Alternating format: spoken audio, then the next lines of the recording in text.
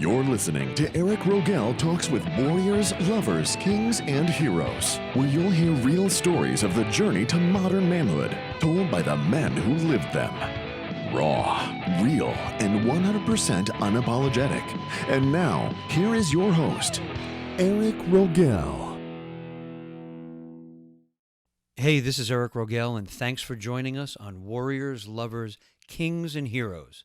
This is where each week you'll hear real stories of the journey to modern manhood told by the men who lived them. Now, today is another one of our Roundtable episodes, and remember, this is where a group of men and I get together to discuss one of the episodes and go a little deeper into what we got out of it and what we're going to bring from what we learned into our own lives going forward. Now, this Roundtable was a discussion of my interview with Jamison Monroe. If you remember, Jamison was my guest for episode 7, titled "The Courage to Own Your Failures as Fuel for Your Success."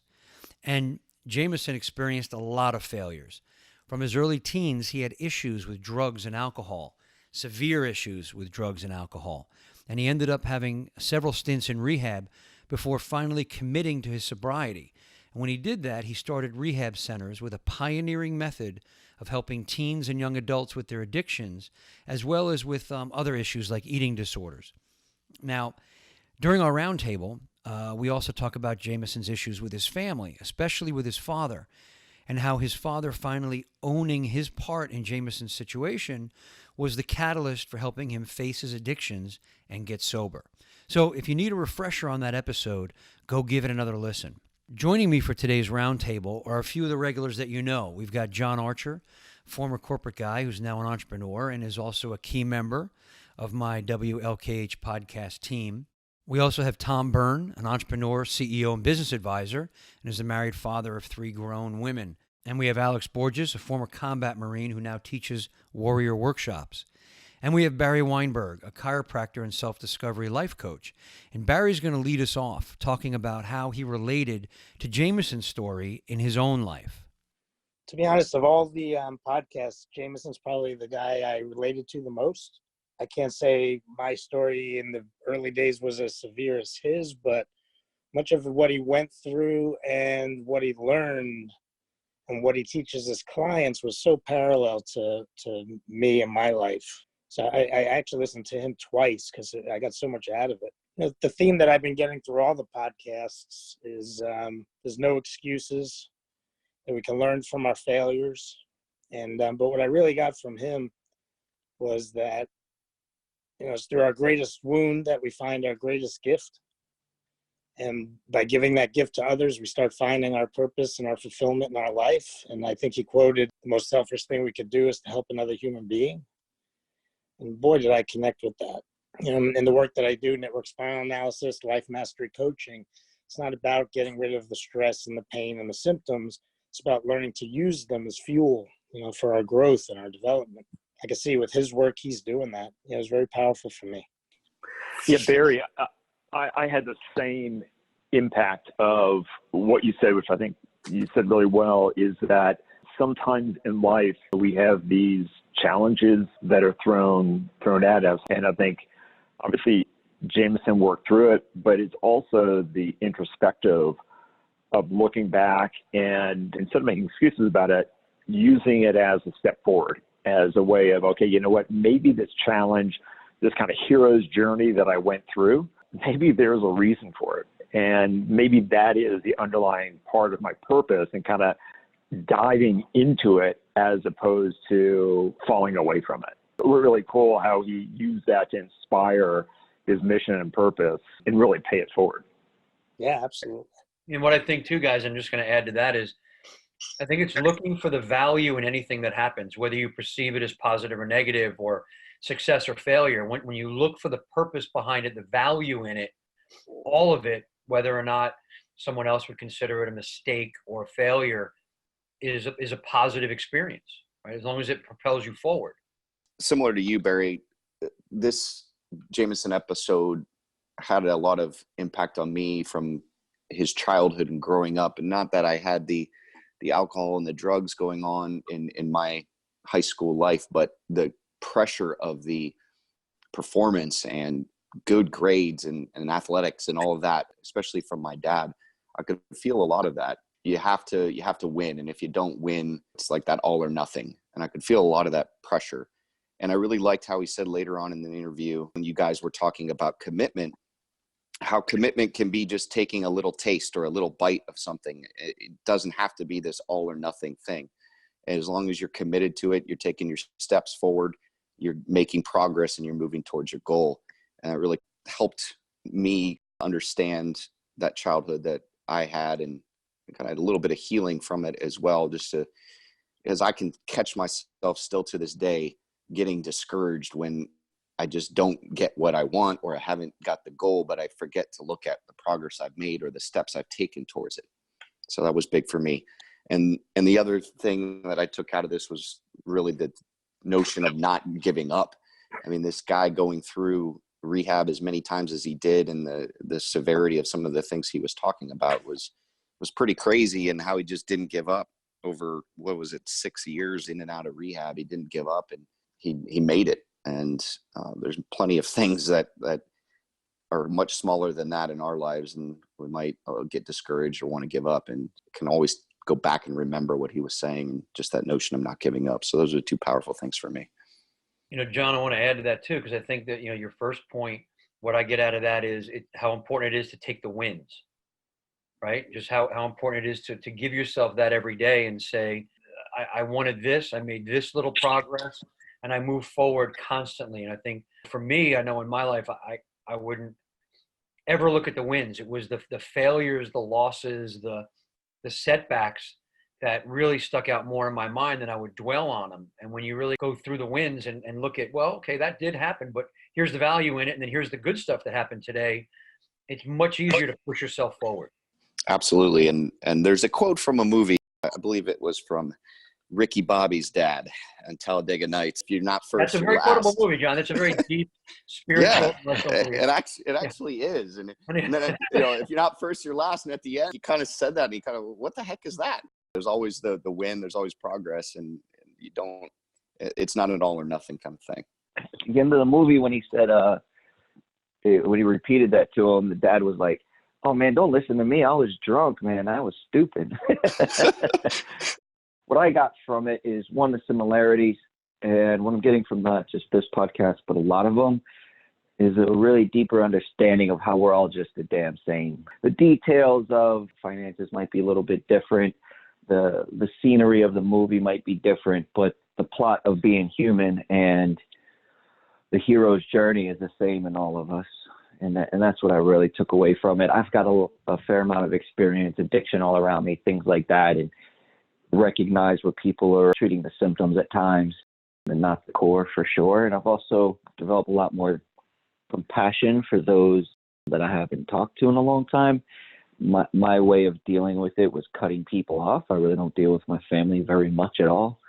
And I'm just looking at that, and I've got, not necessarily that I'm going to incorporate it back into my life, but at least from the standpoint, I've got a lot of forgiveness and compassion for those that are going through those challenges.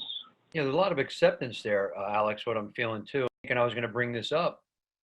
One of the big points for me in Jamison's interview was his dad, right? I mean, how everything with the father was, it was points-based, scoreboard-based, looking at the numbers. That's how you got love. And then it took Jamison going through a horrific addiction, his brother going through one as well, for the father to finally take ownership and accept what was going on, and accept that, hey, I need to look at my part in this. And that was big for me too, is, and anything that's going on around me, is to step back and go, well, that may be shitty, but what's my part in this, right? How am I contributing to this situation? How did I create this situation? And then by owning it and having the ownership of it, how can I move everything forward? So anything coming up for anybody around that? The whole thing with the dad, exactly what you said, Eric, and looking around us for the guys here in our life where we see situations where they might not be ideal, instead of just thinking it's that other person or not your problem, looking at where you're contributing to it and taking responsibility. And that's the hero, right? I mean, that's the honesty and love too, all of it. And I was actually having a conversation with somebody today, just to take off on what you're saying, Eric, that when you're making a decision, there's two ways you could come across it. You can do it deliberately, just from choice, or you could wait till you're in a crisis and your back's up against the wall and you have to make that choice. And how often do we allow ourselves to just get to that point where our back's up against the wall before we actually take action on something that's important? Rather than just saying, this is something I need to do, from deliberation and make it happen. Yeah, having been in the situation of having a family member and then friends go through and have issues with addiction, two things that come up. One is what Jamison talked about of kind of getting to the root cause is absolutely dead spot on. And I think too often people, the system kind of just treats superficially the result as opposed to the root cause. But the other part of it, it is really the hardest thing to have somebody that you love, whether they be a family member or a friend, go through that issue or those issues and not feel like you can change it. It's like a total loss of control. But what also comes up is having the courage to kind of get in there and have that intervention that he finally had with his dad. But at the end of the day, that's incredibly tough.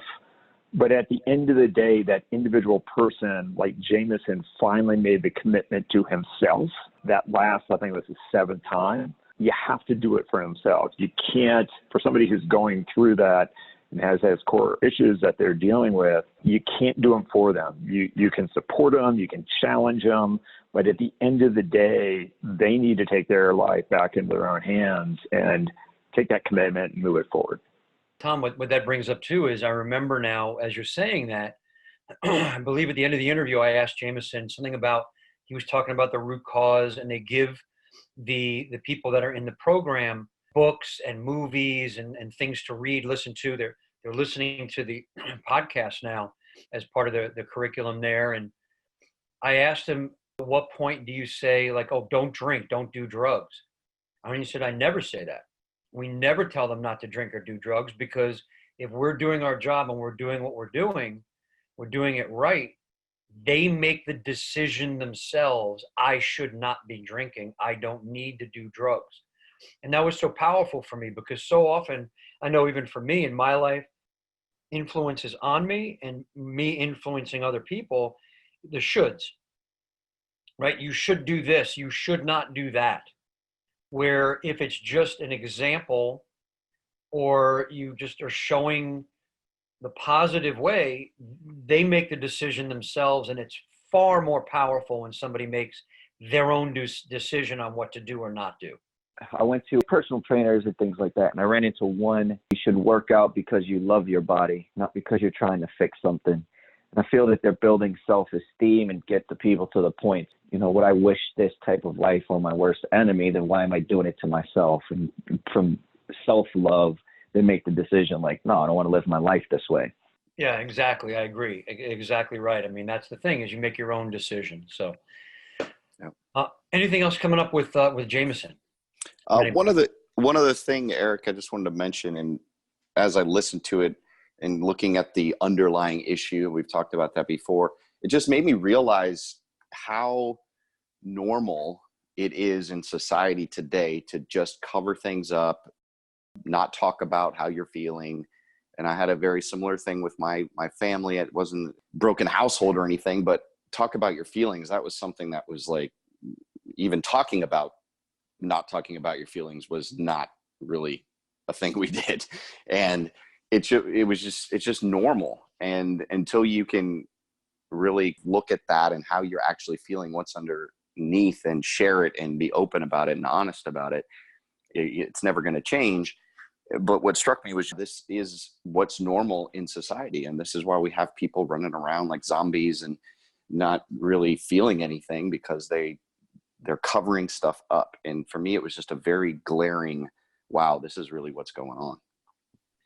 Yeah, John, I think especially some of us that are a bit older, when we grew up, I think the stereotype was the man was the rock didn't talk about their feelings, and the wife, the spouse, was the person that would get into that and maybe, nurture the kids a little bit more. That was how I grew up. Father didn't share his feelings, mother did. And I 100% agree that so much of that, and we've seen this in many podcasts, where men have kind of kept these feelings, these underlying root causes that manifested themselves in outcomes that were not desirable, but just really didn't get into the core of it.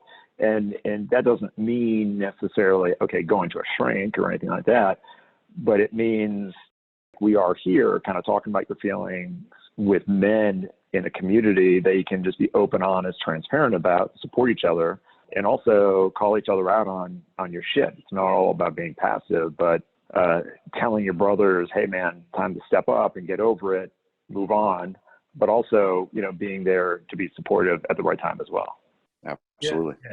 There's a lot of that, we'll just say delusion, right? Delusion and denial. This is not really going on. I know I see it and I know I'm experiencing it, but it's not really going on. My child is not really on drugs. That can't possibly be happening. And it can't possibly be anything that I did. So that I got a lot of that out of it too, was where is the delusion and denial in me? Where am I looking the other way when you really have to have courage? I mean, it's courage and honesty, right? The two big of the sacred seven. Courage and honesty to really look at that shit and really dive into it. And I think that's where men need to step up more. Personally, that's my feeling, where men need to step up more. I know it was for me personally, to step up into that courage, that self-honesty, and go, this is the shit that's going on, and I'm going to go head on into it. Absolutely. For me personally, I'm learning to separate my fear around talking about feelings. Like, man, that's a real bitch move to do, you know what I mean? And emotional and crying or whatever that may be. Not that there's anything wrong with it, but as I go on my own journey, I realize that it's really not a very emotional thing, being honest. Our core values, being honest is being honest. Hey, this is how I feel right now. And it's very clean for me that way. I used to associate talking about feelings with emotion. And I'm just negative emotion, that is. And I'm just getting more clean on it. It's like being honest is just being honest, Yeah, I do. And the thing is too, and I don't know, Alex, if you've experienced this, I know I have, but when you do get honest, whether it's emotional, non-emotional, when you do get honest, and this happened with Jamison in his interview, when his father really got honest and said, shit, this is what's going on and this is what I need to do, and took ownership, number one, of his part of it. Number two, had the tough love with Jamison, and he got real and he got honest. That's when shit moved forward. And so I found that when you do get honest about it, that's the only time stuff starts to move. Otherwise, everything stays stuck or starts moving backwards, because it's that honesty that moves everything forward, keeps the wheels turning. Yeah, correct. There is one thing around this, Jamison, that also hit me, this podcast that hit me pretty well. And that was, I do self-defense training, firearms training. I do a lot of training. And in the past and up until this point, I've been like, well, I only work with the willing. So somebody is really like, oh, I don't want to do this, or I don't want to do that, young people, older people, wives. I have husbands that want to bring their wives in, their wives are resistant, or these types of scenarios. One thing that hit me said, whether somebody goes in willingly or unwillingly, the numbers show that the benefits are almost exactly the same on the way out, which was pretty surprising to me. So I could just see next level for me in training people. Okay, just being in the room, you're going to get the value, period. Just be in the fight, basically, Sure, there has to be a certain amount of willingness if they showed up, right? So whatever they're saying on the outside, I don't want to do this, I don't want to do this, they're there in the room with you, Alex. So there's a degree of willingness there. Yeah, it's showing up. I remember from the Paul episode too, sometimes you just got to show up, and that's where the magic happens. And that has been a theme with several guests now. Just show up and magic happens.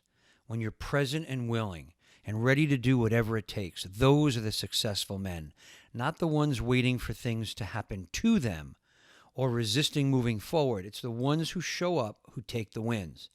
Now, I want to thank the men of the Roundtable for showing up today, taking the time to share their insights and takeaways. And I think if we look at this, the main themes that we took from Jamison's interview were having the courage and honesty to really get down to the underlying issues, get down to the core of things so you can really affect change. and also to have the courage to embrace, appreciate, and learn from your failures, being committed to never giving up, and finally having love for yourself so that you can make the change for yourself because no one else can do it for you. So again, I want to thank the men who joined me for the roundtable today for digging deep and for giving us their insight. So now I want to hear from you. What are you taking away? What insights did you get from the roundtable that you didn't get when you first listened to the episode? Let me know. You can find me on social media. The links are on the website, WLKHpodcast.com. Just click on them, come on over and leave a comment. And also remember to subscribe so you get every episode as soon as it airs. And remember to rate us and leave a review and comment. And most importantly, like I always ask you, please make sure to share this with men you know will get value from it. I want to thank you for listening to Eric Rogel Talks with Warriors, Lovers, Kings, and Heroes today. I'm Eric Rogel, and I'm honored to be with you, to be your brother on your hero's journey. I'll talk to you next time.